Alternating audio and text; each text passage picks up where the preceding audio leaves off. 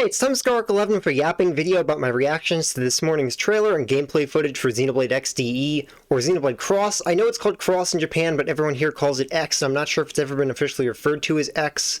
But anyway, just gonna have my LEGO model Formula and Amdusius Skells up on screen while I talk since I'm making this quickly. I'd like to mention first, for anyone who hasn't played this before and isn't already a Xenoblade fan who's going to be interested in it anyway, if you're a fan of Star Wars, Gundam, Mecha in general, The Legend of Zelda, the ecology and exploration aspects of Pokemon, or open-world games in general, this will be the perfect game for you, but I can say more about that at the end with a timestamp for it if you're curious. So, that trailer then. New story content using a ton of stuff cut from the original game like Nail and the Ares pilot? Nail is especially interesting to me because I love X's lore on alien cultures so much, and the Clurians are one of the least developed there, while also being one of the most curious because of how much they resemble humans but with elf ears in a galaxy where every species looks like it's out of Star Wars with how truly alien they are.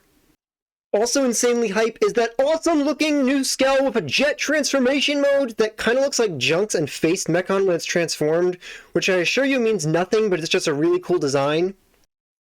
The OG Ares is another thing I'm super looking forward to seeing more of because of the lore surrounding mech development with it, and the new Sky Island region is looking insane, and I cannot wait to explore that with its freaky, colorful alien environment that's giving me some creepy vibes too.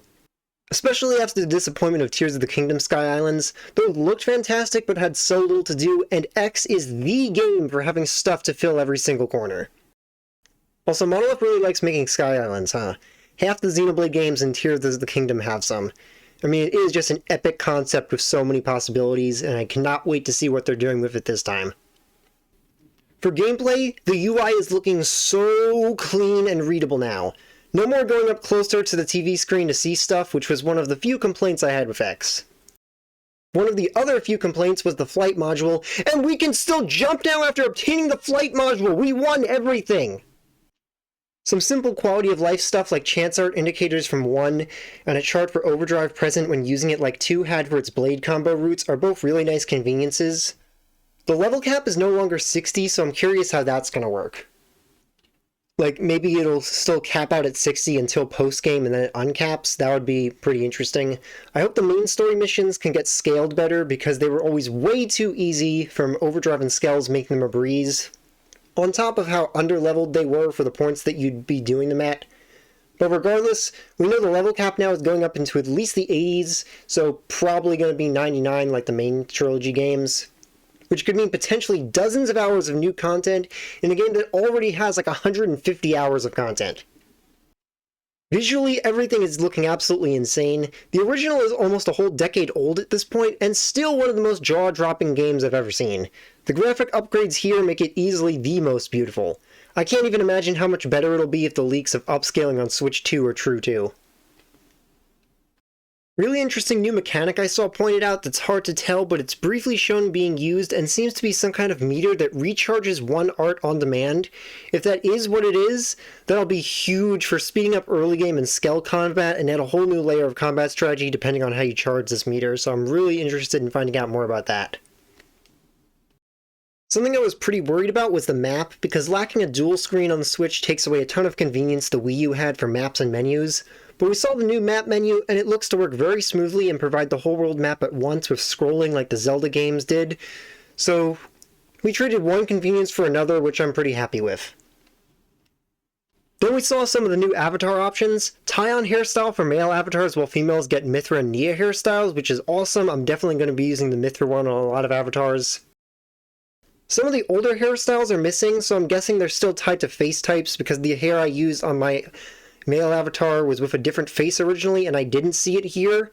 Hoping this also means that other character hairstyles like Noah, Dad Shulk, or Glimmer are also going to be available. Then we got a ton of new face markings, like Nia and Cosmo's face marking. Let's sparking go! Overall, just massively hyped for everything. The original X was the best game I've ever played, and it changed my entire perception of what a video game had the potential to be, so I'm very ready to sink in another 1,000+ hours. That's everything I have for thoughts on the trailer, so now for what I said earlier for people unfamiliar with Xenoblade X. It's like an amalgamation and love letter to all the major sci-fi franchises out there, but especially Star Wars and Gundam. First, for Star Wars fans, this is genuinely a better Star Wars game than any actual Star Wars game. And after the mess of Outlaws, I'm sure many are looking for a good open-world space opera.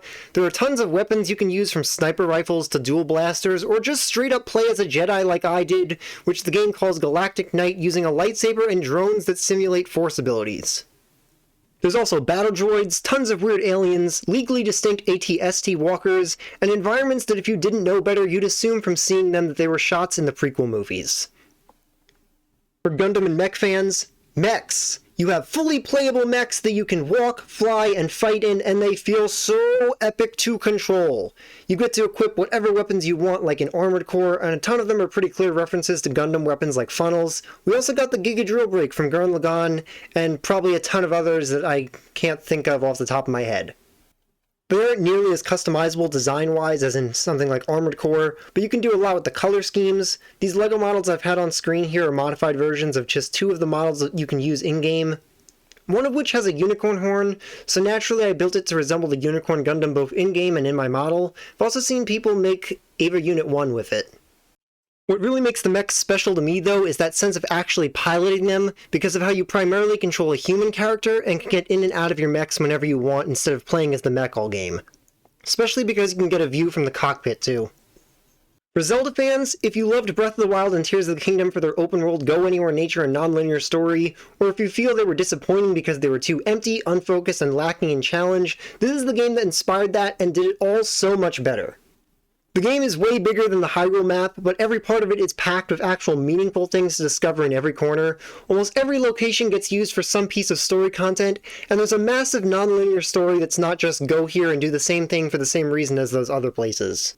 The story is structured around dozens of interconnected plot lines that all relate to the central theme of surviving on a new alien world, with progression within those storylines and main story missions, which act as unlock gates for the real meat of the story in the Affinity and Standard missions. There's also progression and exploration.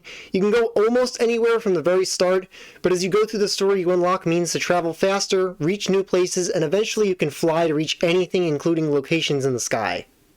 It has some of the best open-world exploration out there, and while it doesn't have dungeons and puzzles in the way you'd get in Zelda, there is platforming for exploration, and small dungeon-style areas that are bigger than shrines at least, and usually involved with a story at some point, but don't really have puzzles to traverse them. But enemy design in this game makes it where every fight is like a puzzle, even against generic enemies.